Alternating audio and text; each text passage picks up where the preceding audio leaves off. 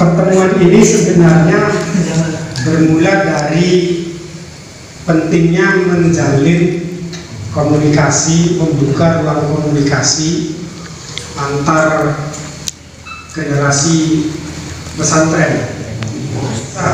Pengaruhnya ketimbang dengan misalnya pesantren-pesantren di daerah-daerah yang lain di Jawa Timur itu tampaknya nyaris tak terdengar di khalayak nasional.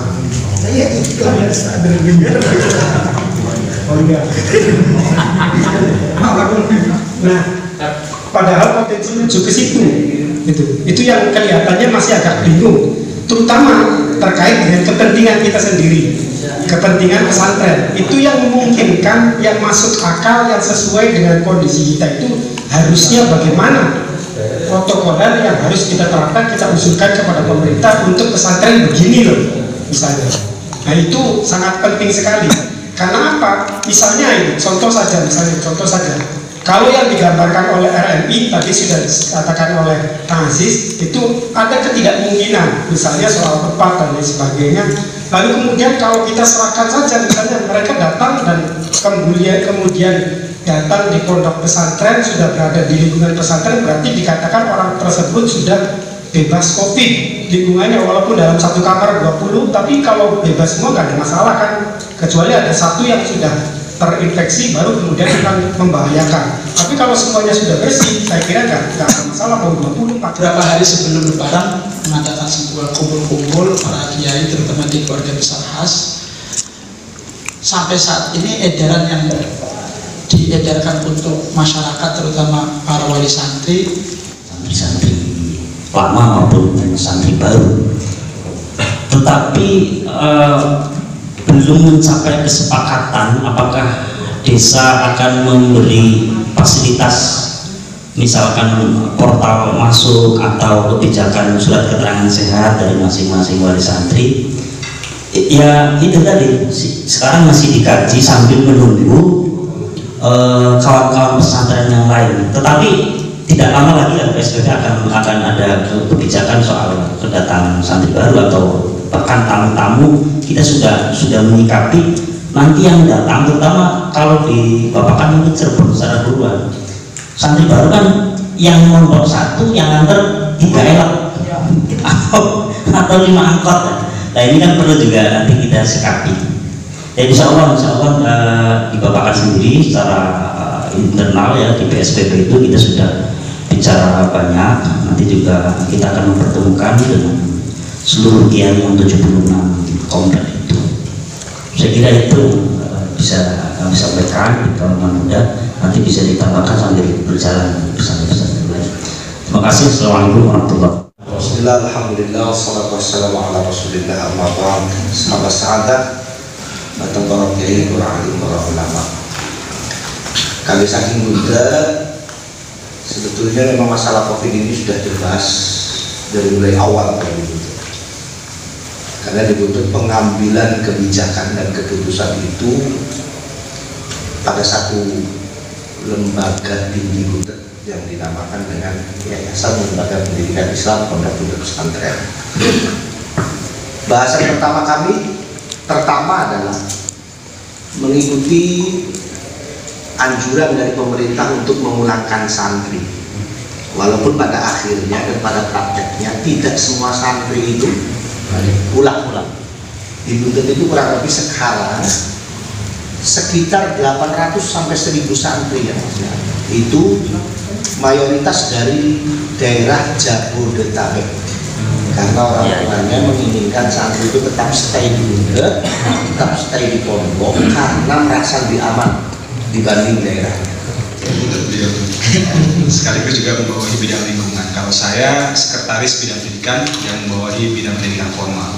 Sama saya juga mengalami bersama Kiai Fahad, ketua bidang pendidikan, ya susah payah 2-3 bulan terakhir kita memantau kegiatan belajar mengajar sekolah madrasah melalui online, dan juga ini memasuki ujian semester akhir yang mana kita juga perlu memantau pelaksanaannya. Cukup berat memang Dan seperti yang tadi disampaikan Kiai semua, bahwa infrastruktur dan lain sebagainya kita masih belum siap sepenuhnya. Mungkin karena saya kebetulan beraktivitas dengan beberapa teman yang bekerja di lingkungan istana, saya ingin update sedikit saja bahwa memang yang baru keluar secara keputusan menteri itu baru untuk perkantoran dan industri. Itu dikeluarkan Kementerian Kesehatan. Jadi di situ menjelaskan secara detail bagaimana letak jendela, dari mana kemudian AC suhunya berapa, kapan jendela dibuka ditutup, cahaya yang masuk harus berapa dan sebagainya, itu sampai sedetail itu untuk perkantoran dan industri. Termasuk juga untuk berapa orang yang masuk setiap hari dan sebagainya. Nah, setelah keputusan Menteri Kesehatan itu keluar, barulah muncul bagaimana kemudian pesantren dan beberapa bidang pendidikan untuk mengatasi masalah ini. Nah, tadi siang itu baru ketemu tim gugus COVID, tim Kementerian Agama dan tim staf sus Presiden bidang pesantren untuk membuat kelompok kerja bersama baru tadi siang. Maka dari itu saya mengharapkan kalau memang malam hari ini bisa menghasilkan rekomendasi maupun masukan atau informasi yang bisa dijadikan input untuk kebijakan tim tersebut, saya siap mengawal dokumen yang bisa keluar dari malam hari ini. Saya sampaikan nanti ke tim. Semisal kira-kira apa pandangan realita di pesantren di Cirebon, lalu kemudian apa saja usulannya, pemerintah harus hadir di sektor yang mana saja, apa yang perlu dilibatkan dan sebagainya, itu nanti saya bisa mengawal dokumen itu. Walaupun saya di bidang staf sus itu tidak memiliki kewenangan untuk menjadi eksekutor, jadi kita sebatas advice saja, memberikan masukan dan nasihat kepada tim. Tapi kalaupun memang bisa menghasilkan dokumen tersebut, saya akan coba kawal, karena memang saya sendiri bersama para kiai semua mengalami dan memang pelaku dan pesantren itu. Yang mana sebetulnya Kementerian Agama sendiri seperti panjenengan tahu sekarang menterinya siapa, yang memang tidak memiliki wawasan secara khusus mendalam di pesantren itu seperti apa. Maka perlu ada masukan-masukan yang baik dari para kiai dan para pelaku-pelaku pesantren di seluruh Indonesia. Dan ada yang mengikuti pemerintah dengan awas diri terkait situasi COVID ini. Jadi saat ini saya ingin cerita ke forum bahwa ketika nurul itu sama semua jawabannya, saya mau cari jawaban yang beda dengan kerja yang bersifat bukan acuh sih, tapi lebih menginginkan pada saat itu untuk belajar saja di pesantren. Nanti protokolernya dia para santri itu tidak keluar dari lingkungan pesantren, hanya belajar di lingkungan pesantren saja. Jadi ada pun kebutuhan lain seperti belanja dan sebagainya itu dipenuhi di koperasi pesantren itu sendiri demi meminimalisir ruang gerak para santri supaya tidak terkontaminasi dengan penyebaran virus ini. Jadi ya awalnya saya tanya kapan mau dipulangkan lagi para santri itu kembali ke pondok. Orang itu menjawab awal Juni dia akan memulangkan para santri. Jadi, adapun protokolernya yang tidak punya protokoler khusus, hanya saja membatasi gerak santri itu tidak keluar lebih jauh dari lingkungan pesantren seperti itu.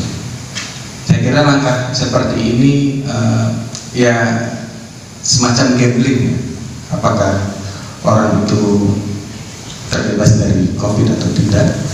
Tapi ya ini saya ingin menyampaikan dari beberapa kiai saja yang mempunyai inisiatif seperti itu.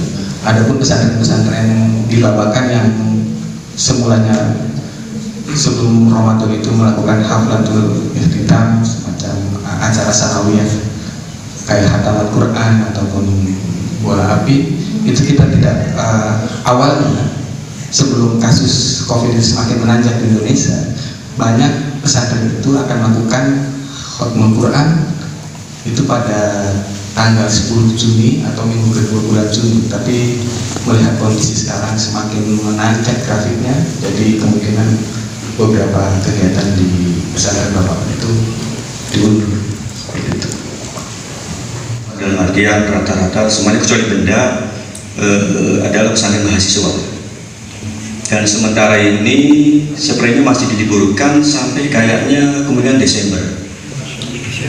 Kemungkinan itu karena mereka misalnya munakosa melalui daring virtual, KKN juga akhirnya di desa masing-masing, jadi agak beda mungkin. Tapi untuk karakter pesantrennya hampir sama dengan Babakan, Buntet artinya salah. Makanya kami juga menjadi pesantren besar di kabupaten, karena kami adalah cabang MWC kabupaten sebenarnya kota.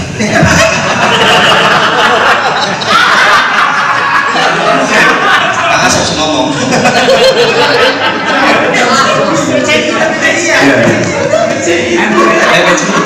MWC PCI. Jadi untuk itu, ya karakter pesannya sama, artinya salah. Sumpah tapi, nah, cara kita ini kita kagak lawan. Kenapa? Wis dulu ya pak, wis musuh licik. Dokter tuh kita nakoni, dok penyakit apa ini? Keder.